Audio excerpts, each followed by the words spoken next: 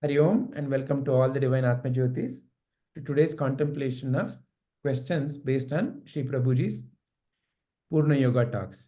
Right now we are contemplating on questions based on day 3 talk, that is on Karma Yoga in the chapter 2 as well as the Sthita Prajna in chapter 2. So today we'll begin with question number 2 that Smitaji wants to share her views on, and from there we will continue. So Smitaji, please share your views on question number 2. What is Karma Yoga? How many kinds of action are there? How karma can be really yoga? And why at all we need Karma Yoga? Thank you. In the talk, the Guruji says that when the karma is, the yoga is the action that we are performing. It can become either karmi or are you going to become a karma yogi.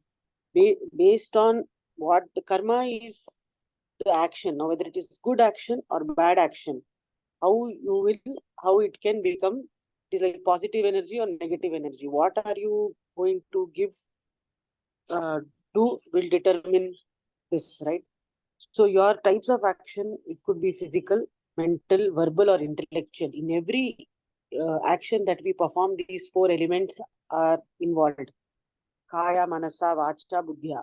So in each of these areas, you cannot have one action as good, the other action as bad. All 4 should be in sync, and all 4 should be in a way that will result in positive action. Okay? So when you choose an action, your mind or your focus should be on the result and not on what is the impact of it or what is the effect on it. So then you are focusedly working on your action, which remains positive. That is what Guruji brings out in that. Anything that I do should be towards improving my life and improving others' lives. That is the kind of action is what calls for Karma Yoga. Would you like to share your view on how karma can be yoga? Because fundamentally the nature of karma, we also contemplated in our last session, is that you are performing karma so that you can gain some fruits of the action. So there is a certain aim or certain desire, and there's a certain action, and there's a certain fruit of the action. This is the cycle of karma. When you notice your life, that's all that is happening in terms of what you call as my life is progressing. So this cycle seems to be naturally there.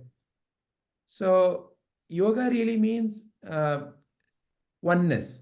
So what does it mean to have oneness in this cycle?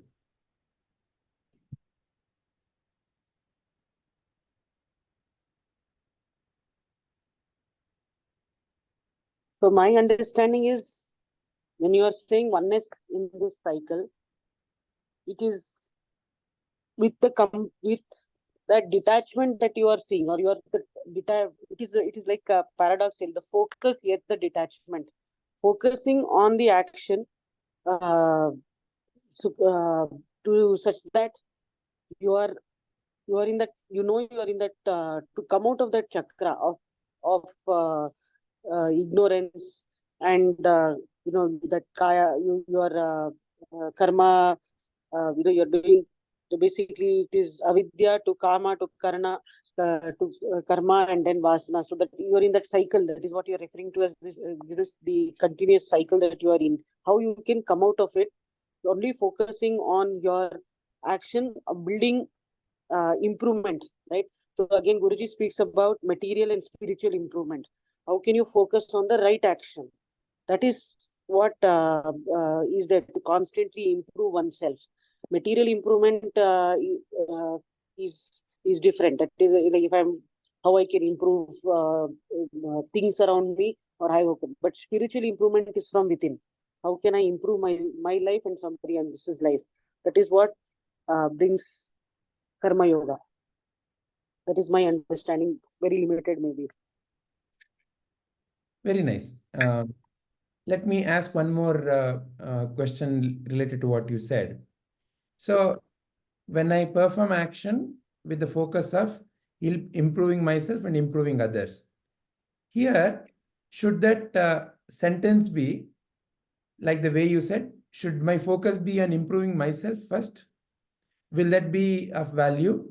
Is that the right way to perform an action? When I say it is not from a selfish perspective that I'm focusing on myself, when I say improve myself, and it's not in a particular order that I'm saying. Uh, but yeah, in fact, I remember this question came in my mind even in the talk because it came first, even like that in the talk. But it is about when I say the focus is only in one. It is also in one sense. If I don't improve, how can I help others? If I don't change, or if I don't apply it to myself, it is like telling my child, "Hey, don't do this." But if I am only doing it, how can I tell my child to? I see it that way. It is not from a selfish perspective. No, you should help others first, then help yourself. But it is also like that aeroplane thing.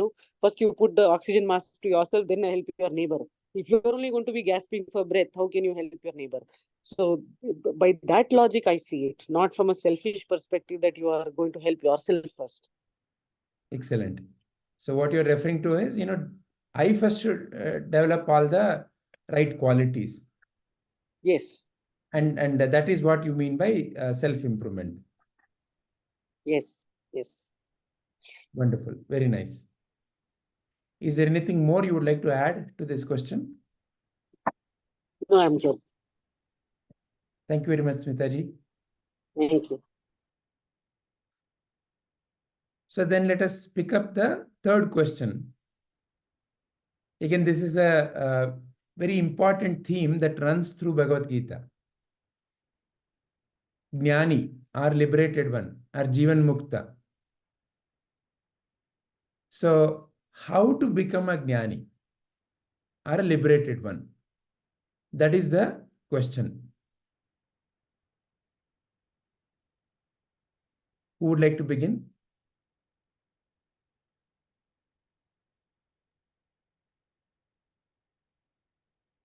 Krishna ji, can we begin from you? Yeah.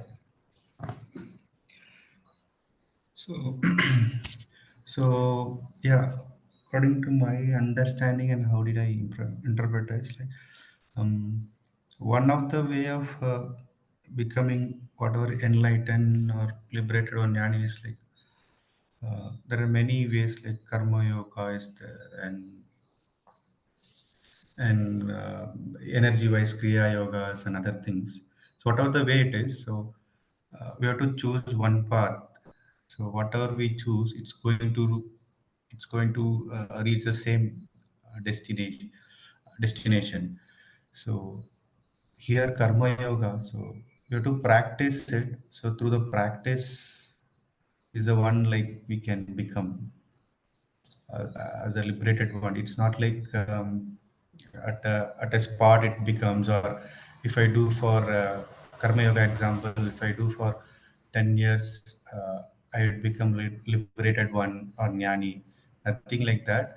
So Prabhuji is also saying like yoga is union. So once we feel separated or detached with any other objects, and also in the terms of time and context, so there is true sign saying like we are still in the same, even though we have the jnana, like we are not this body and mind. If we still carry out and perform any action through hands, through mind, thinking, through the intellect, right? Still will be there. So the yoga is something to the moment at the moment. So being that is becoming liberated one. So practicing that and being in that sense of that sense or in that situation or in that level is the liberated one. That's how to practice of karma yoga all the time, being yoga in every situation, and then we can call them as a jnani, and that's a way to become a liberated one. So that's how I'm seeing this, how to become a liberated one. So yoga itself really means union, to be one with whatever that is happening. Whereas the Yeah. way you are saying is to be detached. So is there a contradiction in what you are saying?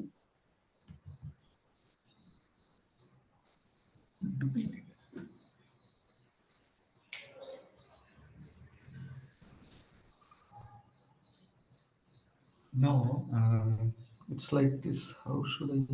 I'm not getting thinking. Hmm.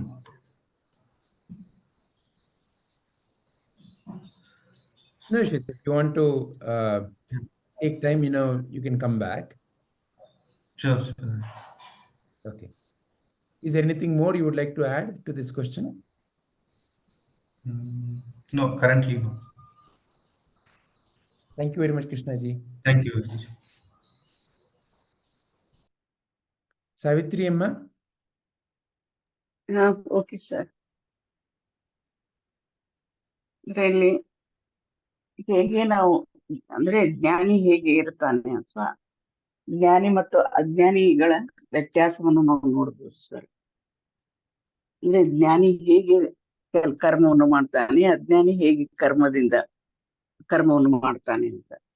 ಇದರಲ್ಲಿ ಜ್ಞಾನಿ ಪ್ರತಿಯೊಂದು ಕೆಲಸದಲ್ಲೂ ಅವನು ಆನಂದವನ್ನು ಕಂಡುಕೊಳ್ತಾನೆ, ಅಂದ್ರೆ ಅವನು ಸಂತೋಷವನ್ನು ಅದರಲ್ಲಿಯೇ ಅವನು ಕಂಡುಕೊಳ್ತಾನೆ, ಕರ್ಮದಲ್ಲಿಯೇ.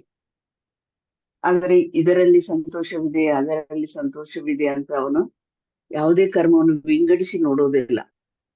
ಅಂದ್ರೆ ಎಲ್ಲಾ ಕೆಲಸ ಅಥವಾ ಎಲ್ಲಾ ಕರ್ಮದಲ್ಲಿಯೂ ಕೂಡ ಅವನು ಸಂತೋಷವನ್ನೇ ಕಂಡುಕೊಳ್ತಾನೆ ಅಂತ. ಅಂದ್ರೆ ಅವುಗಳನ್ನು ವಿಂಗಡಿಸಿ ಅಥವಾ ಅವುಗಳನ್ನು ಹುಡುಕಿ ನೋಡುವುದಿಲ್ಲ ಅವನು, ಯಾವುದರಲ್ಲಿ ಸಂತೋಷವಿದೆ, ಯಾವುದರಲ್ಲಿ ಅಸಂತೋಷವಿದೆ ಅಂತ. ಆದ್ರೆ ಅಜ್ಞಾನಿ ಏನ್ ಮಾಡ್ತಾನೆ, ಯಾವುದೇ ಸಂತೋಷವನ್ನು ಕರ್ಮವನ್ನು ಮಾಡುವಾಗ ಯಾವ ಕೆಲಸದಲ್ಲಿ ಯಾವ ಕೆಲಸವನ್ನು ಮಾಡಿದ್ರೆ ನನಗೆ ಸಂತೋಷ ಸಿಗುತ್ತೆ, ಯಾವುದನ್ನು ಮಾಡಿದ್ರೆ ನನಗೆ ಸಂತೋಷ ಸಿಗುವುದಿಲ್ಲ ಅಥವಾ ದುಃಖ ಉಂಟಾಗುತ್ತೆ ಅಂತ ಅವನು ವಿಂಗಡಿಸಿ ನೋಡ್ತಾನೆ ಅಂತ ಕೆಲಸವನ್ನ. ಅಂದ್ರೆ ಯಾವುದರಲ್ಲಿ ಸಂತೋಷವಿದೆ ಅದರಲ್ಲಿ ಮತ್ತೆ ಸಂತೋಷವಿಲ್ಲ ಅನ್ನೋದನ್ನು ಅವನು ಬಾಹ್ಯವಾಗಿ ಹುಡುಕ್ತಾನೆ ಅಜ್ಞಾನಿ. ಆದ್ರೆ ಜ್ಞಾನಿ ತಾನು ಯಾರು ಎಂದು ಅವನು ತಿಳಿದಿರ್ತಾನೆ. ತಿಳಿದ ಮೇಲೆ ಅವನು ಪ್ರತಿಯೊಂದು ಕ್ಷಣವನ್ನು ಕೂಡ ಅವನು ಪ್ರತಿಯೊಂದು ಕ್ಷಣವನ್ನು ಅವನು ಸಂತೋಷವನ್ನಾಗಿ ಮಾಡಿಕೊಳ್ತಾನೆ. ಅಂದ್ರೆ ಕ್ಷಣವೂ ಅವನು ಸಂತೋಷವನ್ನು ಅನುಭವಿಸ್ತಾನೆ ಅಂತ. ಈಗ ಒಂದೇ ಕರ್ಮವನ್ನು ನಾವು 3 ತರನಾಗಿ ಗುರುಜಿ ಹೇಳ್ತಾರೆ. ಅಂದ್ರೆ ಒಂದು ಕರ್ಮವನ್ನು ಕರ್ಮಿಯೂ ಮಾಡ್ತಾನೆ, ಧರ್ಮಿಯೂ ಮಾಡ್ತಾನೆ ಮತ್ತು ಕರ್ಮಯೋಗಿಯೂ ಮಾಡ್ತಾನೆ ಅಂತ. ಮಾಡುವ ಕೆಲಸ ಒಂದೇ, ಆದ್ರೆ ಕರ್ಮಿ ಕೆಲಸ ಮಾಡುವಾಗ ಈ ಕೆಲಸ ನನಗೆ ಅನಿವಾರ್ಯವಿದೆ, ನಾನು ಇದನ್ನು ಮಾಡಲೇಬೇಕು ಅಂತ ಅವನು ದುಃಖದಿಂದ ಮಾಡ್ತಾನೆ ಕರ್ಮಿ. ಆದ್ರೆ ಧರ್ಮಿಯು ಏನ್ ಮಾಡ್ತಾನೆ, ಅವನು ಕೂಡ ಕೆಲಸವನ್ನು ಸಂತೋಷದಿಂದ ಇದು ನನ್ನ ಕರ್ತವ್ಯ, ಇದು ನನ್ನ ಪಾಲಿನ ಧರ್ಮ ಅಂತ ಮಾಡ್ತಾನೆ.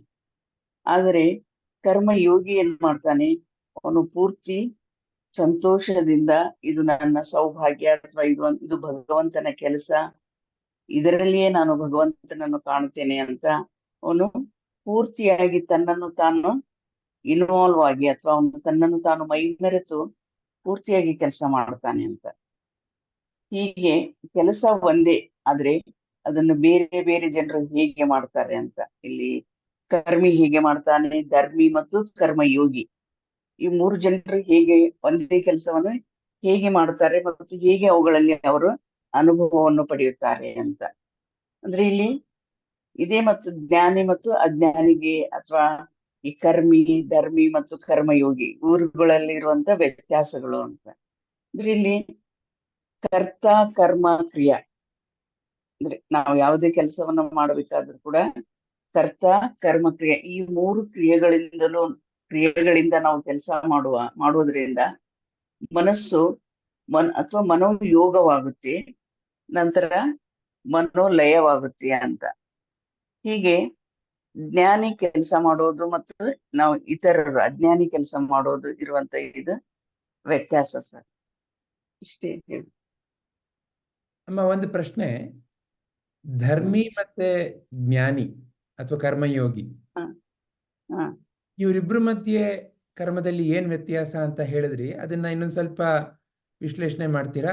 ಯಾಕಂದ್ರೆ ಎರಡರಲ್ಲೂ ತಾವು ಹೇಳಿದ್ರಿ ಆ ಮಾಡೋ ಕರ್ಮದಲ್ಲೇ ಆತ ಸಂತೋಷಕರವಾಗಿ ಮಾಡ್ತಾನೆ ಅಂತ. ಏನ್ ವ್ಯತ್ಯಾಸ ಹಾಗಾದ್ರೆ?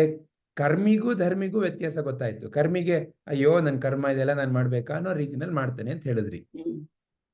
ಧರ್ಮಿಗೂನು ಧರ್ಮಿ ಜ್ಞಾನಿಗೂನು ಏನ್ ವ್ಯತ್ಯಾಸ? ಅಂದ್ರೆ ಸರ್, ಇಲ್ಲಿ ಧರ್ಮಿ ಇದು ನನ್ನ ಪಾಲಿನ ಧರ್ಮ ಅಂತ ಮಾಡ್ತಾನೆ ಅವನು. ಇದು ಅವನು ಕೂಡ ಸಂತೋಷದಿಂದಲೇ ಮಾಡ್ತಾನೆ, ಆದ್ರೆ ಅವನು ಈ ಕೆಲಸ ನನ್ನದು ಅಂತ ಮಾಡ್ತಾನೆ. ಅಲ್ಲಿ ಅವನು ಇದು ನನ್ನ ಪಾಲಿನ ಧರ್ಮ, ಇದನ್ನ ನಾನು ಮಾಡ್ಲೇಬೇಕು ಅಂತಾನೆ ಮಾಡ್ತಾನೆ. ಆದ್ರೂ ಅವನು ಸ್ವಲ್ಪ ಮಟ್ಟಿಗೆ ಅಲ್ಲಿ ಸಂತೋಷವನ್ನು ಕಂಡುಕೊಳ್ತಾನೆ. ಆದ್ರೆ ಇಲ್ಲಿ ಕರ್ಮ ಯೋಗಿ ಏನ್ ಮಾಡ್ತಾನೆ, ಇದು ನನ್ನ ಕೆಲಸ ಅಲ್ಲ, ಇದು ಭಗವಂತನ ಕೆಲಸ ಅಂತ ಮಾಡ್ತಾನೆ. ಮಾಡುತ್ತಿರುವವನು ನಾನು ನಿಮಿತ್ತ ಮಾತ್ರ, ಆದ್ರೆ ಕೆಲಸ ಭಗವಂತನದು ಅಂತ ಅವನು ತನ್ನನ್ನು ಪೂರ್ತಿಯಾಗಿ ಸಂಪೂರ್ಣವಾಗಿ ಆ ಕೆಲಸದಲ್ಲಿ ತೊಡಗಿಸಿಕೊಂಡು ಮಾಡ್ತಾನೆ.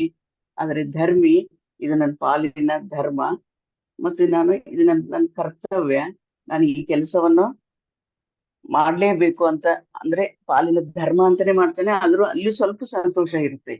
ಈ ಕರ್ಮಿ ಹೇಗೆ ದುಃಖದಿಂದ ಮಾಡ್ತಾನೋ ಆ ದುಃಖ ಇಲ್ಲಿ ಧರ್ಮಿಯಲ್ಲಿ ಇರೋಲ್ಲ. ಅವನು ಏನ್ ಧರ್ಮದ ವ್ಯತ್ಯಾಸ ಇವರಿಬ್ರ ಮಧ್ಯೆ? ಧರ್ಮಿಗೂನು ಜ್ಞಾನಿಗೂನು ಇಬ್ರುನು ನನ್ನ ಪಾಲಿನ ಕರ್ತವ್ಯ ಅಂತಾನೆ ಮಾಡ್ತಾ ಇದ್ದಾರೆ. ತೊಡಗಿಸಿಕೊಂಡು ಅಂದ್ರೆ ಸರ್, ಇಲ್ಲಿ ಧರ್ಮಿ ತನ್ನನ್ನು ತಾನು ಸಂಪೂರ್ಣವಾಗಿ ತೊಡಗಿಸಿಕೊಂಡು ಮಾಡೋದಿಲ್ಲ. ಅವನು ಇದು ಭಗವಂತನ ಕೆಲಸ. ಧರ್ಮಿನಲ್ಲೂ ಇನ್ನೂ ಸಂಪೂರ್ಣವಾಗಿ ಕ್ರಿಯೆ ನಡೀತಾ ಇಲ್ಲ ಅಂತ ಹೇಳ್ತಾ ಇದ್ದೀರಾ? ಅಂದ್ರೆ ತನ್ನನ್ನು ತಾನು ಅರ್ಧಂಬರ್ಧ ತೊಡಗಿಸ್ಕೊತಾನೆ ಅಂತ ಹೇಳ್ತಾ ಇದ್ದೀರಾ? ಏನ್ ಹೇಳ್ತಾ ಇದ್ದೀರಾ? ಹೌದು ಸರ್. ಅಂದ್ರೆ ಅವನಿಗೆ ಪೂರ್ತಿ ಜ್ಞಾನ ಇರೋಲ್ಲ, ಇದು ಮಾಡೋದು ನನ್ನ ಕರ್ತವ್ಯ ಅಂತಾನೆ ತಿಳ್ಕೊಂಡಿರ್ತಾನೆ. ಅವನು ಕೂಡ ಇದು ನನ್ನ ಕೆಲಸ ಅಂತ ತಿಳಿದಿರ್ತಾನೆ, ನಾನು ಮಾಡೋನು ಅಂತ ಅವನಲ್ಲಿ ಭಾವನೆ ಇರುತ್ತೆ. ಆದ್ರೆ ಕರ್ಮಯೋಗಿಯಲ್ಲಿ ಮಾಡುವವನು ನಾನು ಅನ್ನೋ ಭಾವನೆ ಇರೋದಿಲ್ಲ. ಇದು ಭಗವಂತನ ಕೆಲಸ ಮಾಡಿಸುತ್ತಿರುವವನು ಅವನು ಅಂತ ಮಾಡ್ತಾನೆ. ಆದ್ರೆ ಧರ್ಮಿ ಮಾಡುವುದು ನನ್ನ ಧರ್ಮ ಅಂತ ಅಷ್ಟೇ ತಿಳಿದಿರ್ತಾನೆ. ಆದ್ರೆ ಅವನು ಸಂಪೂರ್ಣವಾಗಿ ತನ್ನನ್ನು ತಾನು ಅದರಲ್ಲಿ ತೊಡಗಿಸಿಕೊಂಡು ಮಾಡೋದಿಲ್ಲ. ಅಂದ್ರೆ ಕಾಯ ವಾಚ ಮನಸ ಅವನು ತನ್ನನ್ನು ತಾನು ತೊಡಗಿಸಿಕೊಂಡಿರೋದಿಲ್ಲ. ಕರ್ಮಯೋಗಿ ಸಂಪೂರ್ಣವಾಗಿ ತನ್ನನ್ನು ತಾನು ತೊಡಗಿಸಿಕೊಂಡು ಇದು ಮಾಡುತ್ತಿರುವ ಕೆಲಸ ಭಗವಂತನ ಕೆಲಸ, ಇಲ್ಲಿ ನಾನು ನಿಮಿತ್ತ ಮಾತ್ರ ಅಂತ ಮಾಡ್ತಾನೆ. ಆಗ್ಲಿ ಅಮ್ಮ. ಇನ್ನೇನಾದ್ರೂ ಹೇಳಲಿಕ್ಕೆ ಇಷ್ಟಪಡ್ತೀರಾ? ಇಷ್ಟೇ ಸರ್. ಧನ್ಯವಾದ. Thank you. ಸ್ಮಿತಾಜಿ, what is your view?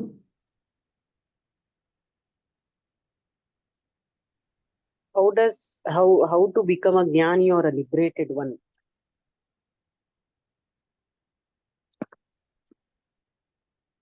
It is how to,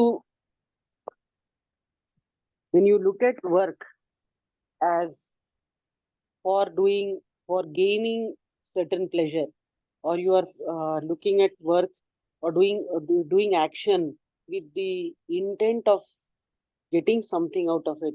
I mean, it is that you are thinking that, okay, I will get something. When you don't happen that, it could be,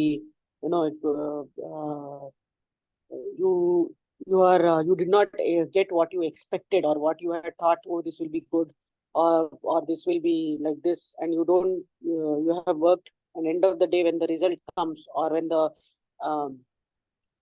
output is seen, and then you are unhappy with that, saying that this is not what I wanted. That means you are attaching yourself to the outcome. And a Jnani will look at it, will look at it from a distance, saying that I gave my best, I did 100%, right?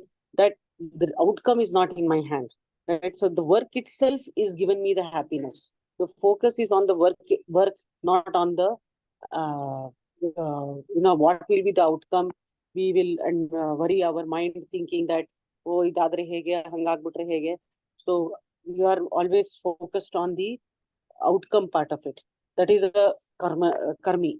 Whereas a jnani is looking at, I am the instrument, I am the chosen one to do this, and I am happy to do this, and not bothered about the outcome. That is how the jnani is jnani is working or is performing karma yoga. How does one become? Is through practice, is through the belief that I am the one, I am the chosen one to do this, and this has been given to me with a purpose to perform, and and this is that practice of that belief is what will bring the will create, I mean, that liberation in you, in oneself, to keep believing that. So it's like what I said earlier, you are continuously improving your life, improving others' life, and believing in that this work is what I am the chosen one.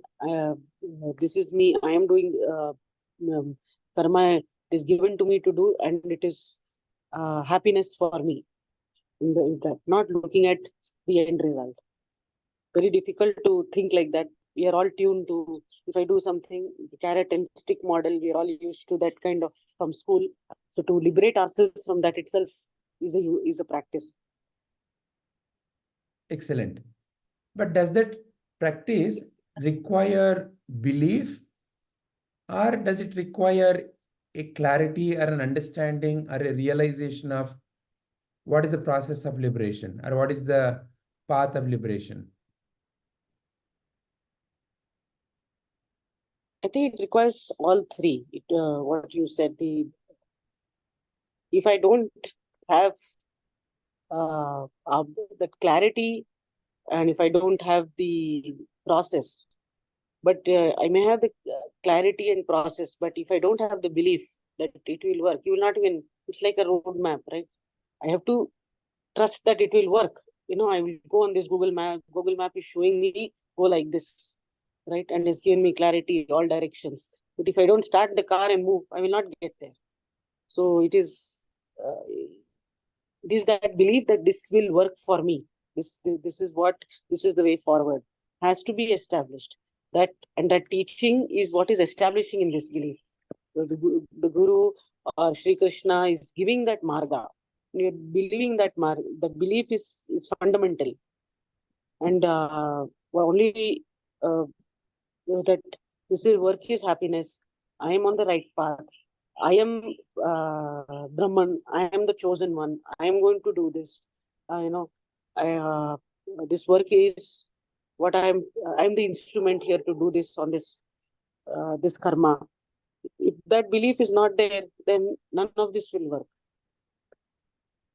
Then how do you distinguish that from another form of belief, which as a simple way to discuss the matter says, oh, this is all incorrect, this is not the way to be, because the world is such a place where you don't even know whether there is a tomorrow. Today is the only thing. So you live and enjoy. There's nothing beyond anyone can really see. That's also a matter of belief, right? So your life is just a blip, and you're here only once. So make the most while the sun shines. So what is the difference between that belief and this belief? Is belief the motive power here? Can belief What I mean, power? no, what I mean to say is that you need the clarity and the direction, but taking action is with the belief. Like I gave example of, like I said, clarity is there, direction, but I have to take action and start the car and move in that direction. That belief is what I'm referring to. That I have to take the action. Somebody else cannot take the action for me. Okay, so that is more of a, once when I have the clarity, am I acting? Or is it only a understanding, and am I not acting? That's what you're bringing out. Yes. So if I don't, if I don't, I listen to all this, or if I to practice that belief, to practice it is to establish it in oneself, saying that yes, this will work for me. This road will take me there. That belief, that is the belief I'm referring to. Right now that I have the clarity, I have the pathway forward. How will I execute that? How do I put the first step? But does that, see, when you have, okay, for example, I'm just asking for clarity purpose. Let's say you are making chapati, okay? So now you understand what is the outcome you need. You understand the process because you have also seen, maybe you've been taught. Do you begin with a belief that I'm going to make chapati, or do you begin with the clarity that, okay, this is the first step, and this is the next step, and this is the third step, and when I'm mixing, this is what the outcome is? Which is which? Is it based on belief, or is it based on clarity and then, following that order, which is what you call as process? It is a clarity which has established that, right? Yes, now I can do it. Oh, this looks, and if I see a YouTube video, it gave me clarity. Now I believe that, now the clarity has given me the belief, oh, this is very simple, I can do it. Right? So the steps are clear, I can do it. Then you set your mind to it. That is what I'm saying. Once you have the clarity, you are one can move forward. Then you can make progress. So what you're saying is, so there is clarity, but then because you may not have walked that path, you may not have ever done chapati, there is still an element of doubt.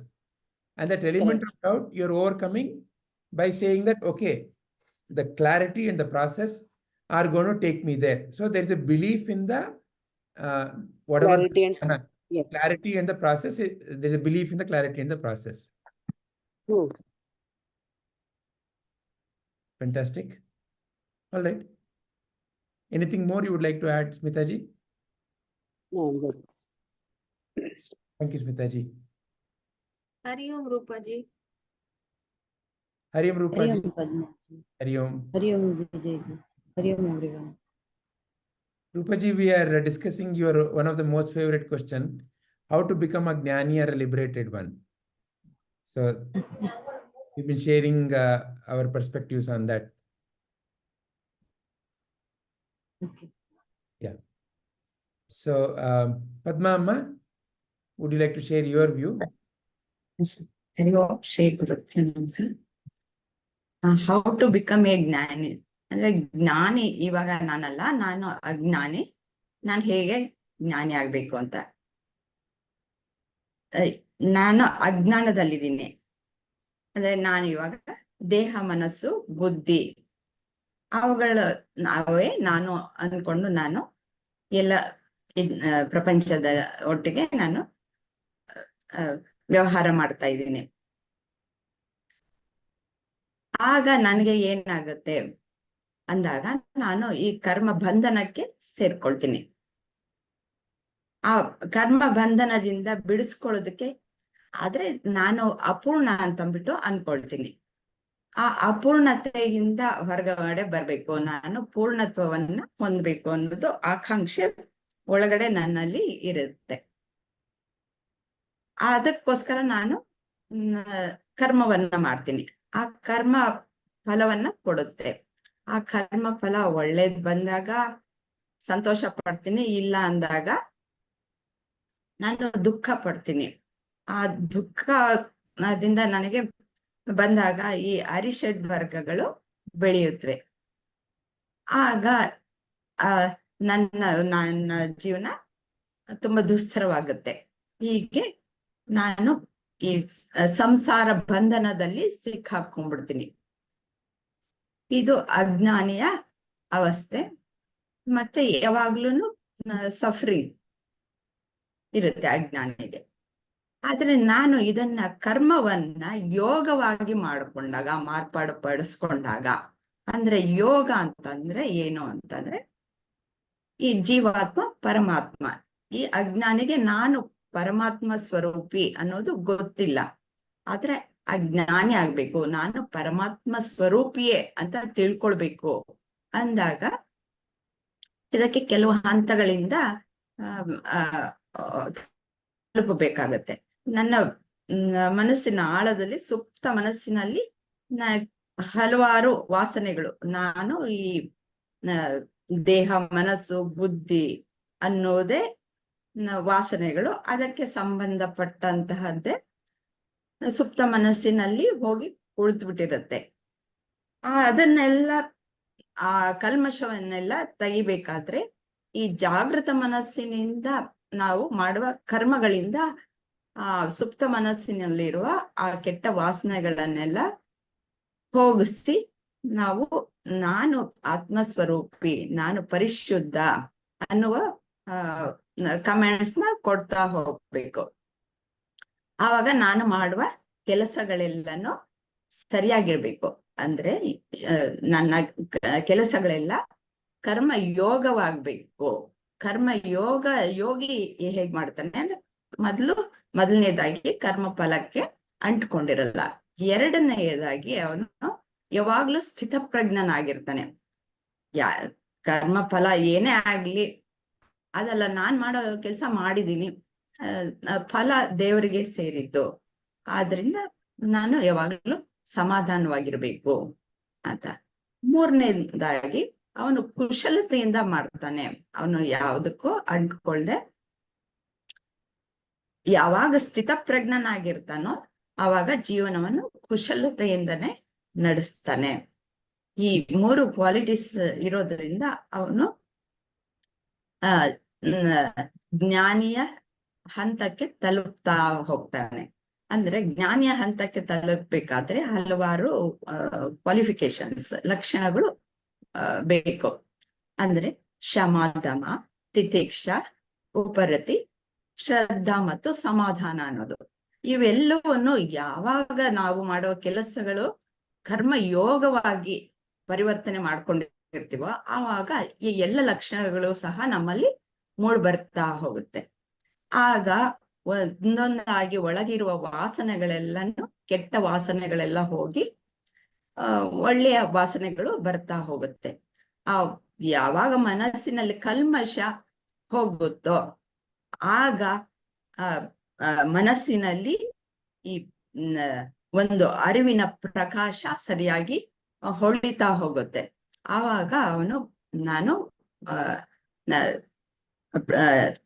ಈ ಒಂದು ಪರಮಾತ್ಮ ಸ್ವರೂಪಿ ಅನ್ನೋದನ್ನ ಅವನು ತಿಳಿದುಕೊಳ್ತಾನೆ.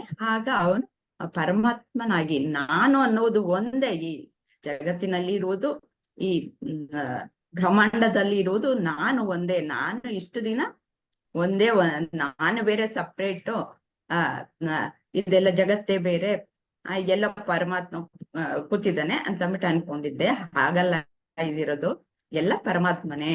ಅದಕ್ಕೋಸ್ಕರ ನಾನ್ ಮಾಡುವ ಕೆಲಸಗಳೆಲ್ಲನೂ ಪರಮಾತ್ಮನ ಕೆಲಸಗಳೇ ಮಾಡ್ತಾ ಇರೋದು, ನಾನು ಅನ್ನೋದು ಏನು ಇಲ್ಲ ಇಲ್ಲಿ ಅನ್ನುವ ಒಂದು ಹಂತಕ್ಕೆ ಬರ್ತಾನೆ. ಆಗ ಎಲ್ಲ ಕೆಲಸಗಳು ಭಗವಂತನೇ ಮಾಡ್ತಾ ಇರೋದು ಅನ್ನುವ ಒಂದು ತಿಳುವಳಿಕೆನೇ ಜ್ಞಾನ. ಇದು ನನ್ನ ಅನಿಸಿಕೆ, ಅರಿವು. ಧನ್ಯವಾದ Padmamma. Rupaji, would you like to share your views? Yes, sir.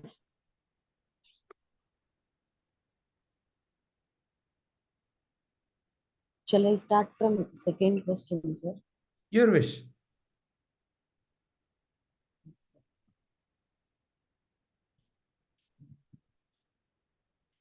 What is Karma Yoga? Karma Yoga is doing every action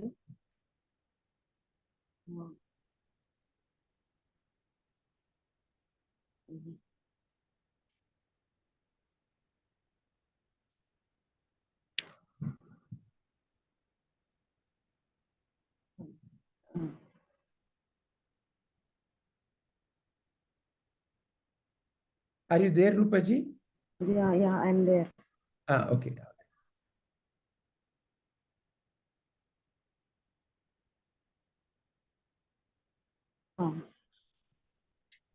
Karma Yoga is doing every action without getting attached to the result, and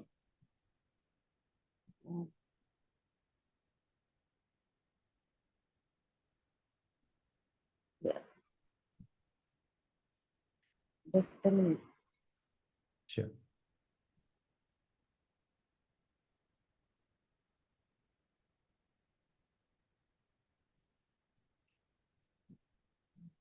I'm not able to put it in my own words. What do you understand by karma? What is karma according to you? Every action is karma only. It can either be bad or good. And karma yoga is the union through union of the Atma with Paramatma through our actions only. And So what separates then fundamentally? Karma is neither good or bad. And what no, karma is both good and bad. It can be either good karma or bad karma. But when we are talking about karma yoga, here the action is any action is done for the purification of the self, and so that the union of the Atma and Paramatma happens through this purification.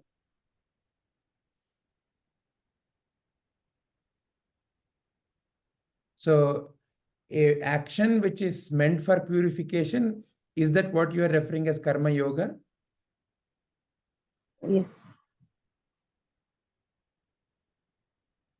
So an action meant for, can you give with an example? Can you illustrate what you are saying with an example? Yeah. This can be explained by using the second part of the question. How many kinds of actions are there? So, 4 types: Kaya, Vacha, Manasa, and Buddhya. When we are using our body to do any action, any righteous action, then that would become that would come under physical action or Kaya. And here the action is done not seeking happiness from the outer world, and it is done selflessly. And So the Vacha, Kaya, Buddhya, Manasa, so these and Vacha, these are the instruments of action. These are the for lack of a better term, the machines through which the action is performed. Are they different kinds of action? So for example, right now when you're speaking, you have to think, you have to use your intellect, you have to use your speech, and that speech has to come out through your mouth. So in a way, all the 4, what you call as the instruments of the action, or the mechanism of the action, are in place. Is it a all the different 4 kind of are used. All the 4 are used. Vijay. correct? No. So Ah. is that what you mean by kinds of action? Is it a kind of action? These 4, are they different kinds of action? Or are they the instruments through which action is performed? They are the instruments. So then what is the distinction between the kinds of action and the instrument of the action?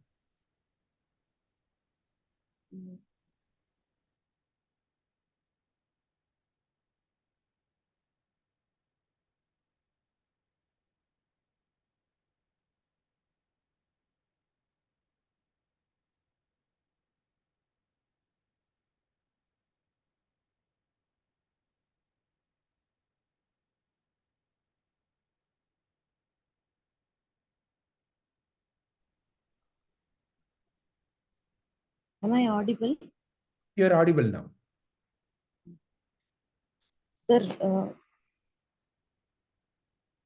types of action can either be good or bad, sir. So you're classifying based on the result it produces. An action can produce a good result or a bad result. Based on that, you're saying there are good actions and bad actions. Essentially, that's what you're saying. Okay, all right. Any other kinds of action? Any other way of classifying action?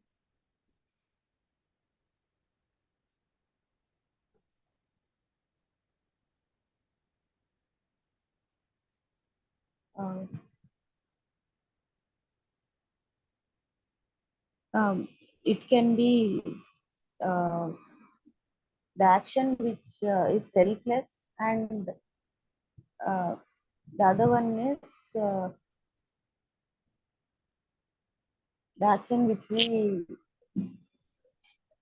do seeking material benefits.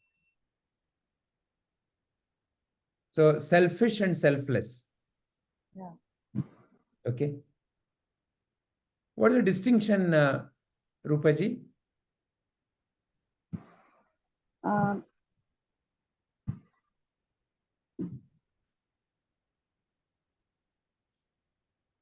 One leads to bliss and the other will not, never. The happiness that we are one is seeking will not be attained through selfish actions or the actions that we do to get the happiness from the material world. Whereas the other one will lead to peace and happiness. Right now also you are doing an action by participating in this satsang. This one, is it selfish or is it selfless?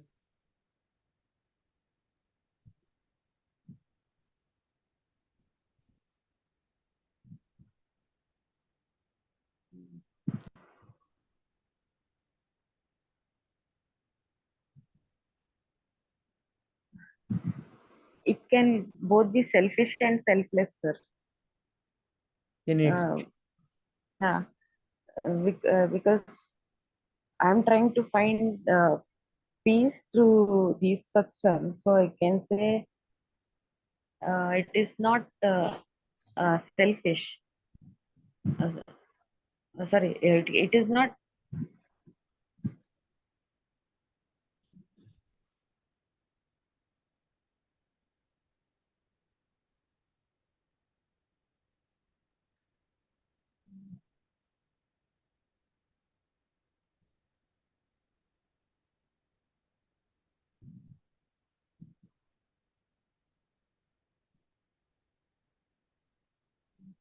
So the same action is both selfish and selfless is what you're saying. How could it be is what I'm asking you to explain. So you're seeking some, what are you seeking?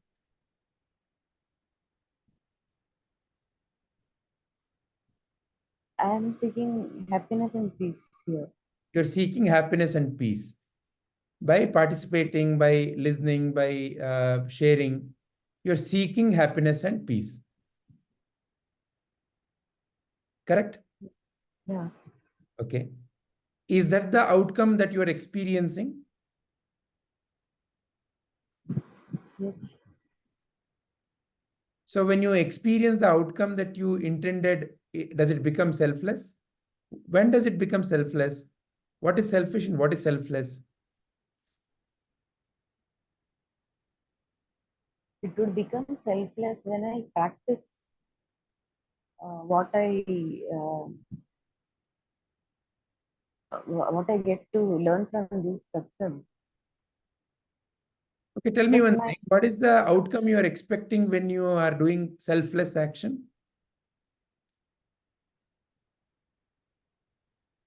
Happiness, sir. And that is what you're getting now also when you're doing selfish action.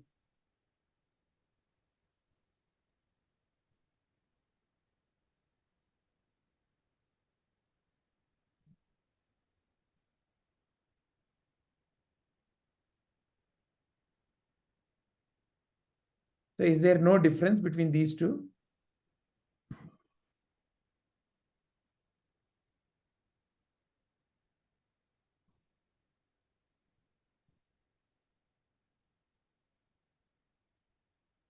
Sir, I attend these satsangs because these satsangs will keep me on track, and I can be peaceful when I attend this. So, so I can say this is my selfish motive. But if I practice it, only then I feel it will become selfless. But the outcome is the same, no? You are seeking happiness and peace, and you are saying that that is what you experience by participating in the satsangs. And you have an anticipation that, if I practice the same, I will have the same result. So you're already getting the result.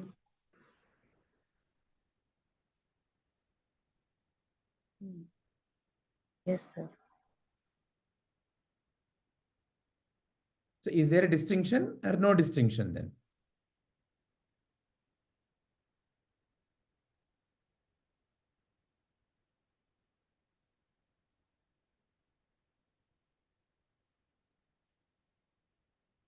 There is a distinction because when I do selfless actions, it will actually purify myself. But when I don't practice, it will only be the knowledge I have gained. Fair enough, but at the end of the day, what you are seeking through all that purification, why do you want to purify yourself, Rupaji? But that happiness is temporary, no, sir. Which happiness? That this bliss that I experience after attending satsangs will only last till maybe till a week, next week. If I don't attend the next satsang, again I will be in that the rear position only. So this I feel is temporary. But when I practice what I learn here, that is leading me. That is taking me in this spiritual journey forward. Okay. And that.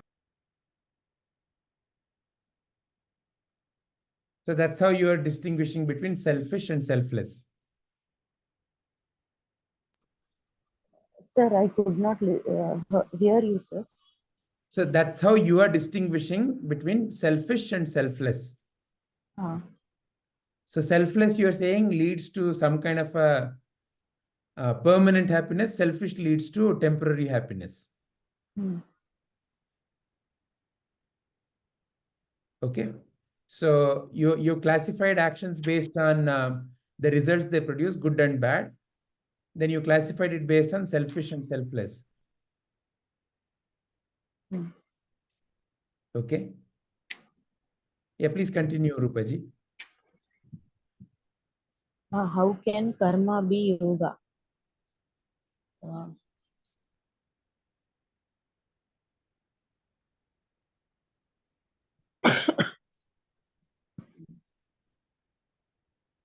A karma can be yoga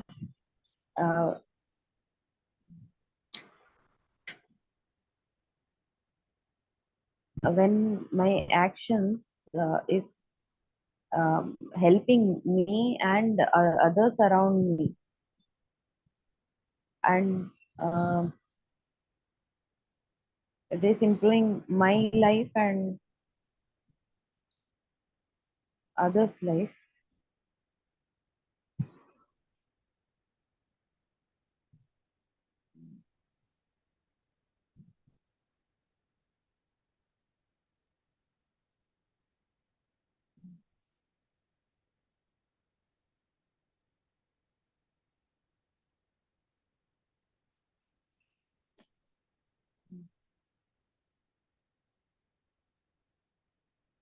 So an action, you're saying an action that helps improve others' life is what becomes karma yoga. Is that what you are saying?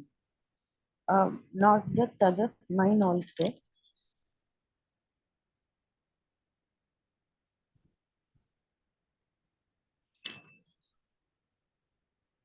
As again a simple example to bring some more depth into what you're saying, you're eating, let's say, your favorite food. You are enjoying. It's going to nourish you. How can it be helpful for others?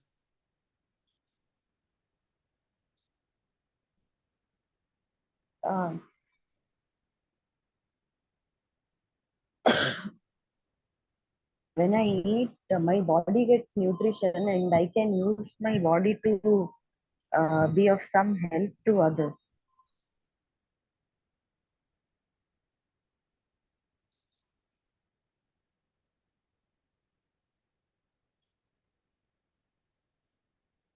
All right.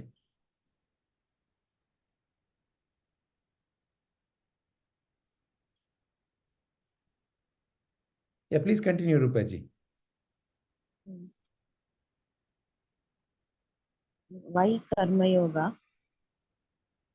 Karma Yoga is for the purification of the mind, and through Karma Yoga, we do service to the world, and we will be using our body as the body as an instrument for purification of the self.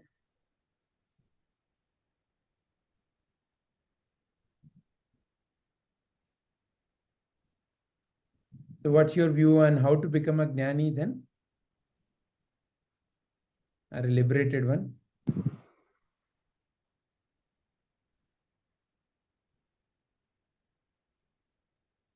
Through Karma Yoga, one can be liberated, sir.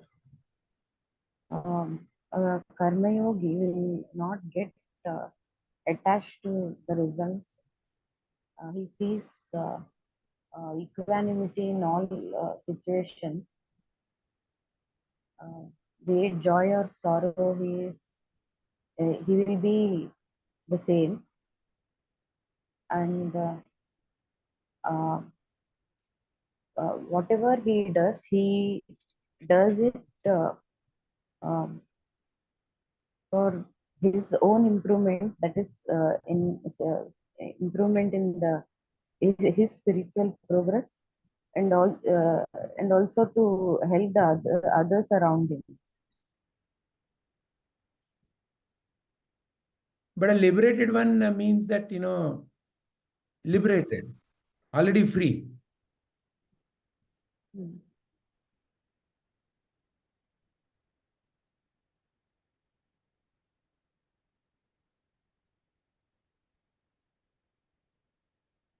Yeah, but a Jnani will not sit idle, no, sir. Fair enough. That is Yeah. okay. But the question is, you're saying that, a Jnani does it to clean the self or cleanse the self and to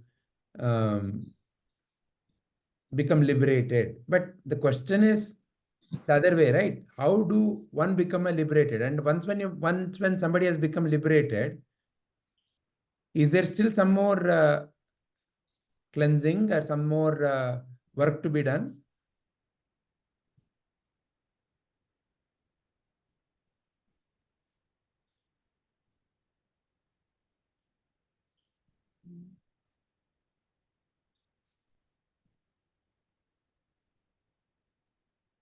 A Jnani will know that he is not the body, mind, and intellect, and with that thought only he will do everything.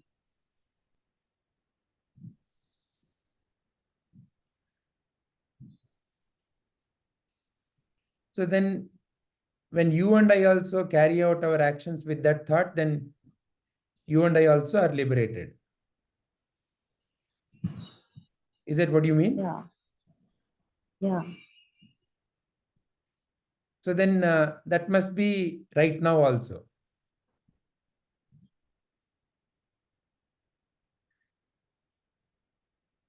Right now means? Right now you're talking. Are you then a liberated one right now?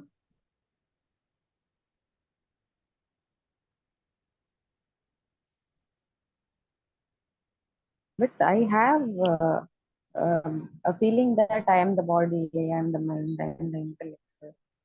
But you're also saying that I'm not the body, I'm not the mind, I'm not the intellect. Then one of them must be true, one of them must be lie.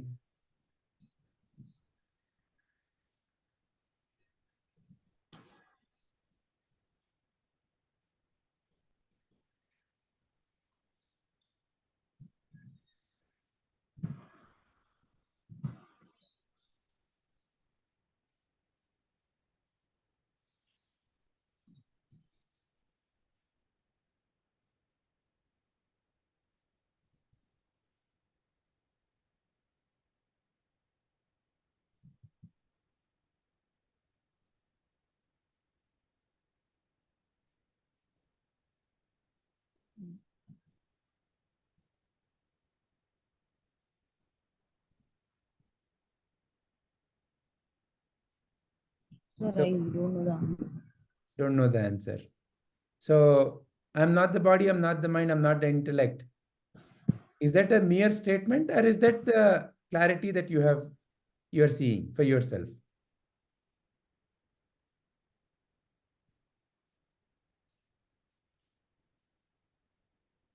Sir, I feel I still identify myself with body, mind, and intellect. So I'm not a Jnani. Let's keep that feeling part separate for the time being. The question I'm asking you is, I am not the body. Is that simply an information that somebody is saying and you're parroting? Or do you know that you are not the body?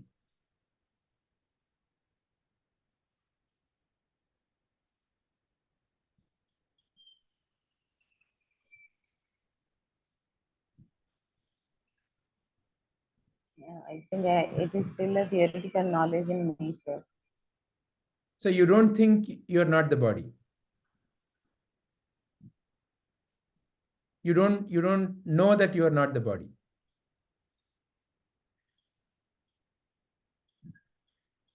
I identify myself with the body only. That's a separate question. Rupaji, the question I'm asking is, when you say I am not the body, is it simply some information that somebody said and you are repeating? Or have you seen for yourself how I am not the body? Have you seen or not seen?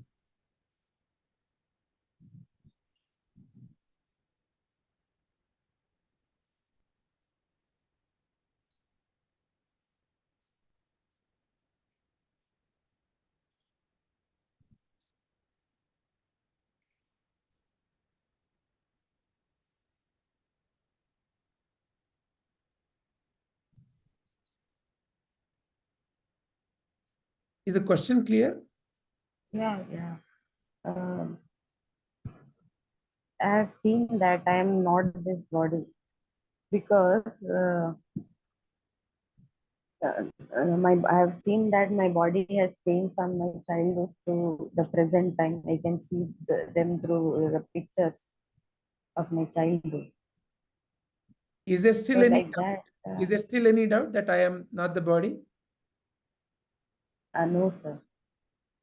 So that is no more merely a statement. You have examined for yourself, haven't you? Yeah, yeah. Okay. Now, similarly, I am not the mind. Is that an information that you're parroting, or have you examined by yourself? I have examined, sir. And what is the statement you're making? I am not the body, correct? Hmm. Similarly, I am not the intellect. Yes, sir. So now you are agreeing with me that all the three are not merely statements for you. They're something that you're speaking out of you having that inner clarity after examination. Correct? So then what is the difference?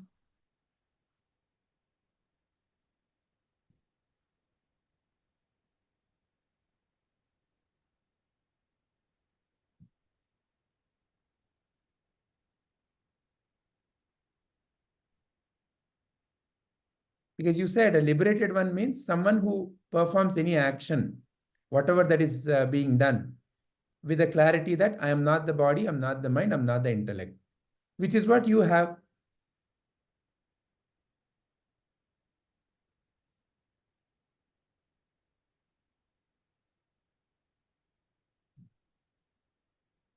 Sir, then am I a liberated one? You answer me. That's the question I'm asking you. Are you No, liberated? According to your I definition, are you liberated or are you not? yeah, I am.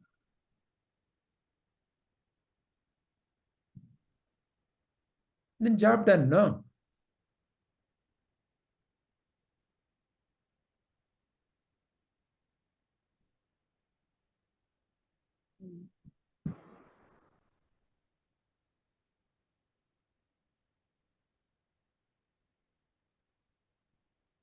What more is there then?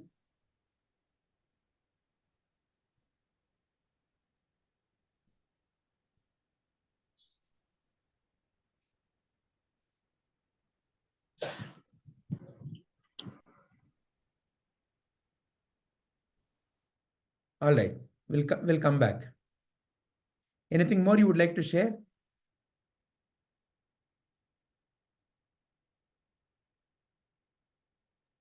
No, sir. Thank you, Rupaji. Padmaji, would you like to share your view? Yes, sir. How to become a Jnani or liberated one? Here, a Jnani is one who is established in Jnana. Which Jnana? The Jnana that I am Brahman. And I am not the body, mind, intellect. Do I agree that I am not the body, mind, intellect? Yes. In that sense, we are ever liberated. We are already liberated. Then what is then why this seeking? Why this spiritual journey at all? It is the ignorance that is the veil on the jnana itself, that I am liberated. How do you remove this liberation? This ignorance is by one is by nididhyasa, which we are doing through the satsangs, contemplation on the Vedantic teachings that our great masters have given us. Second is control of the sense organs, because they are the ones that are taking you to the external and they are not driving you towards your internal. So controlling of those will reduce the input to your mind and thereby to the intellect as well. And then secondly, after controlling of the sense organs, you need to control the mind. How do you control the mind? In that, again, Shravana, Manana, Nididhyasa will help, and also meditation. Meditation where you go inwards and you start searching within rather than seeking the happiness in the external materialistic world. Now,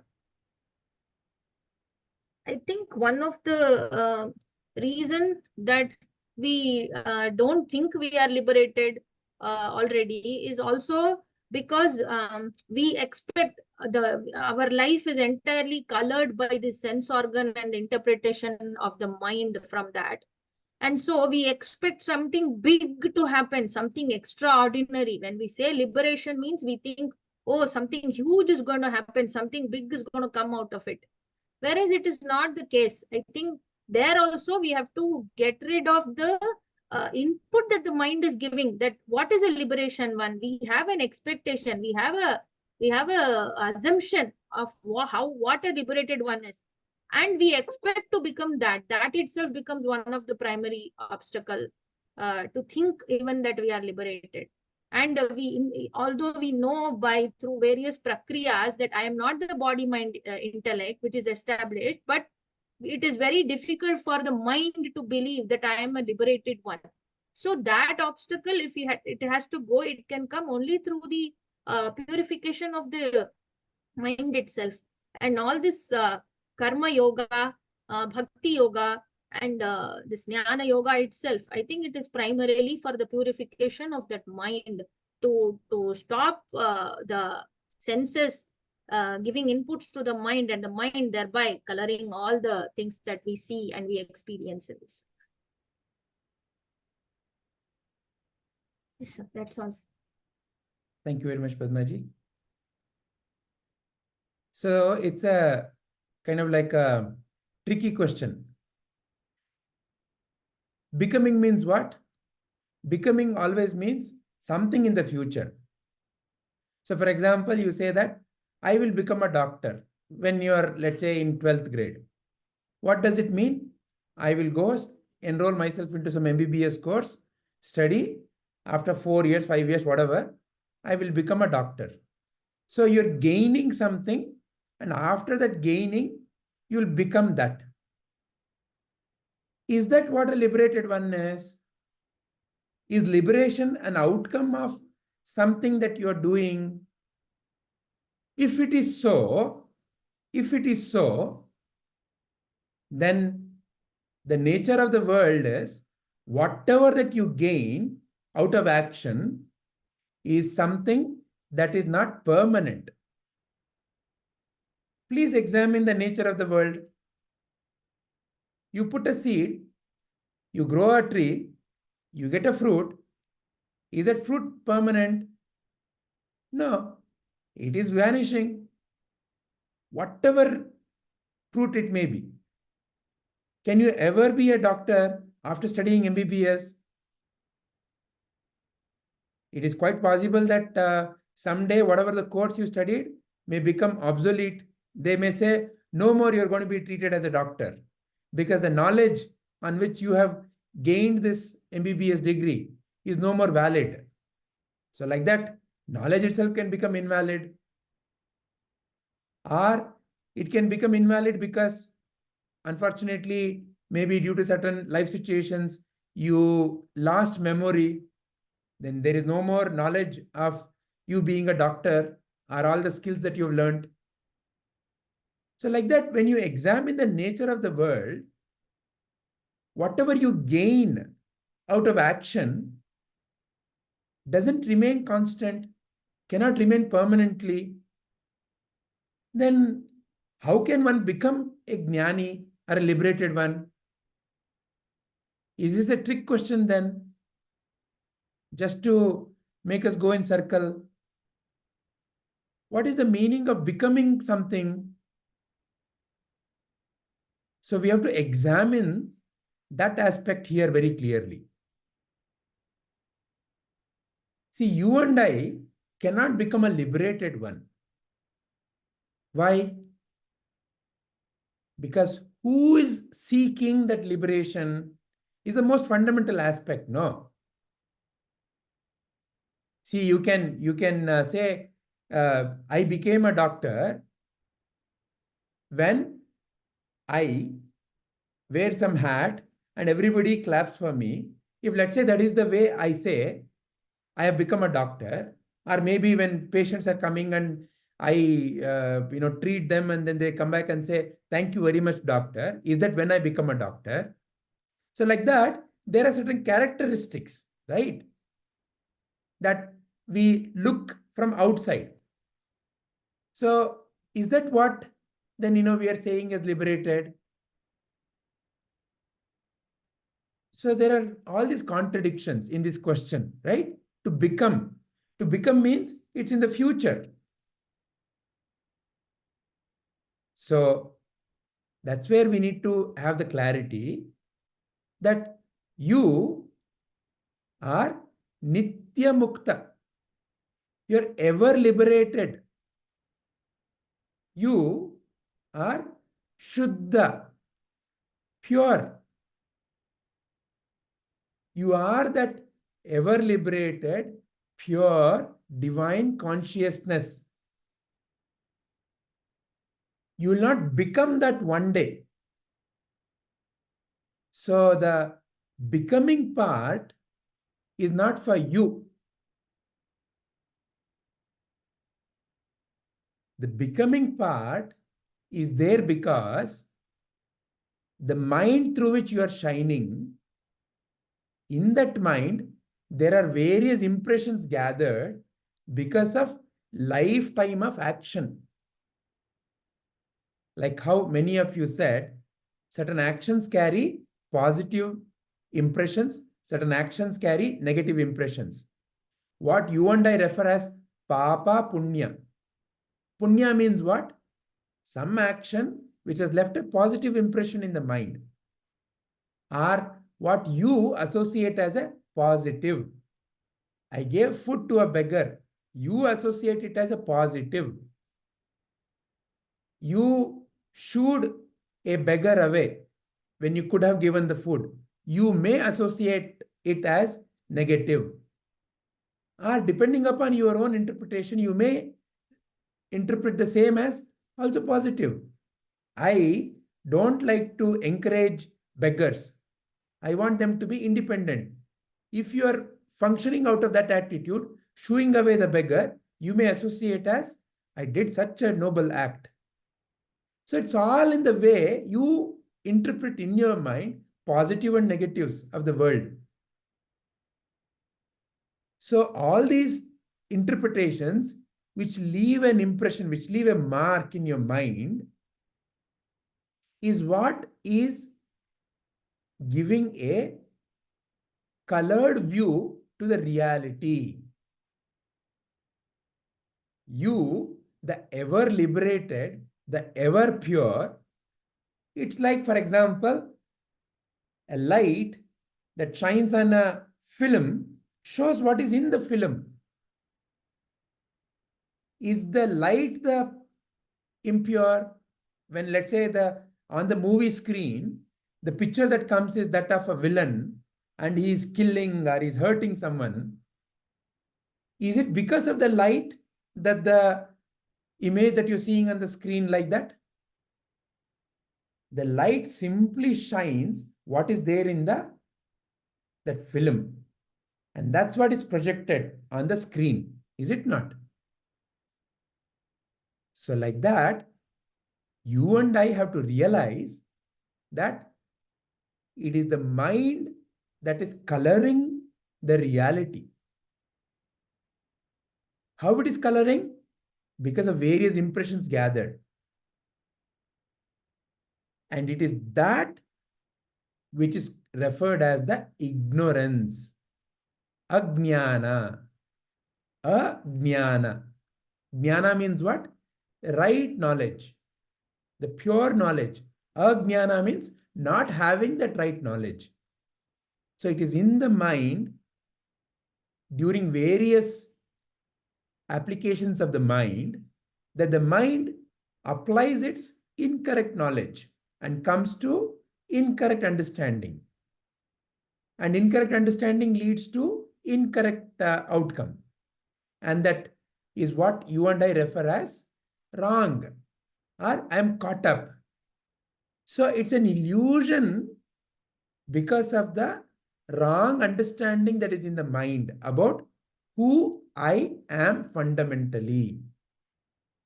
The fundamental ignorance is who I am, that wrong thinking about who I am. Who I think I am is my actual bondage. If I think I am a man, I have a man bondage. If I think I am a woman, I have a woman bondage. If I think I am a Kannadiga, I have a Kannadiga bondage. Please see, any of the who I think I am is your limitation. So therefore, jnana is removing that limitation. You are not who you think you are. You are the light through which the thinking is happening.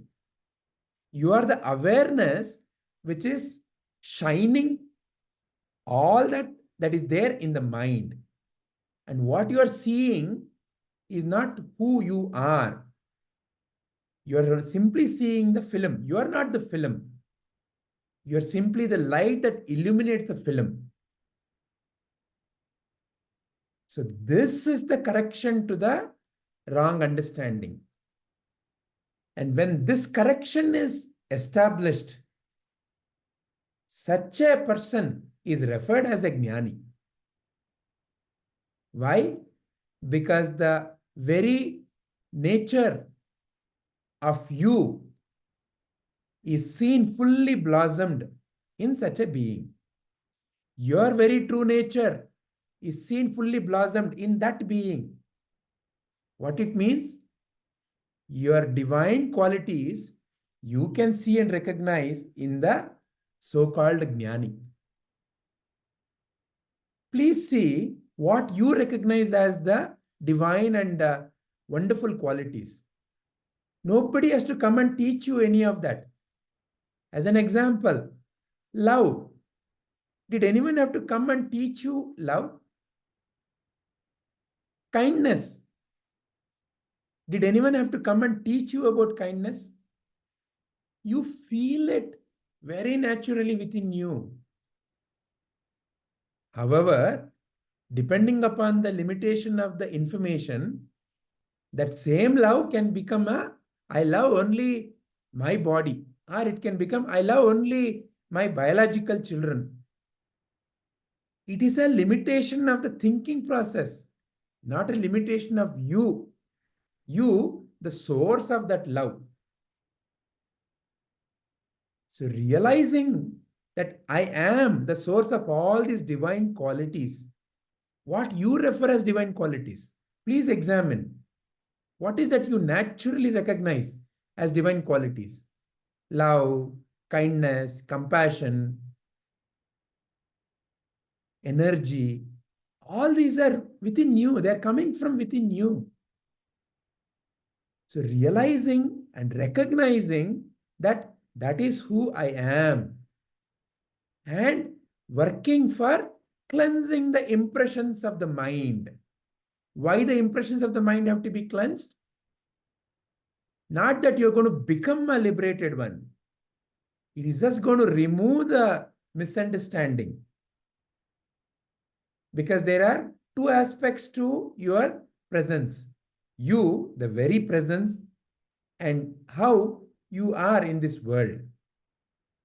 The world of the action. This world that you and I are in is a world that is constantly changing, and action is inherent in this world. There is no way you and I can escape from action. By having the right jnana that I am not the doer, I am not the enjoyer, akarta aham.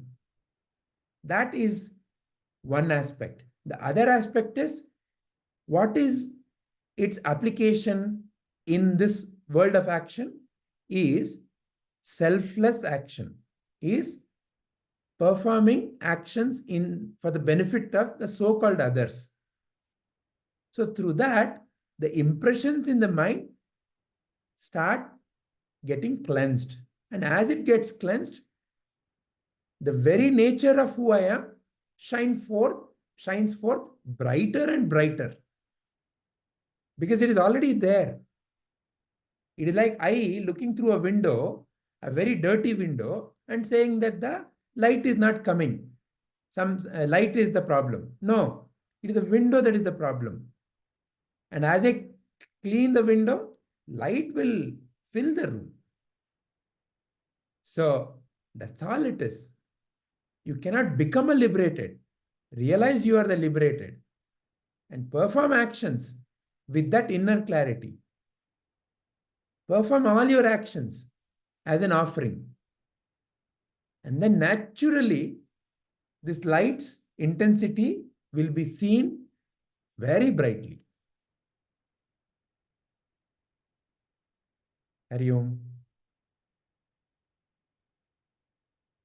Any questions? Or anybody wants to add anything more?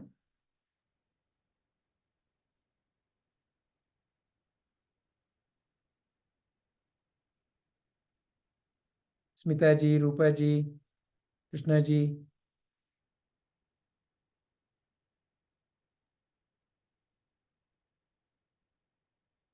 ಏನಿಲ್ಲ sir, ಎಲ್ಲ clear ಆಗಿ.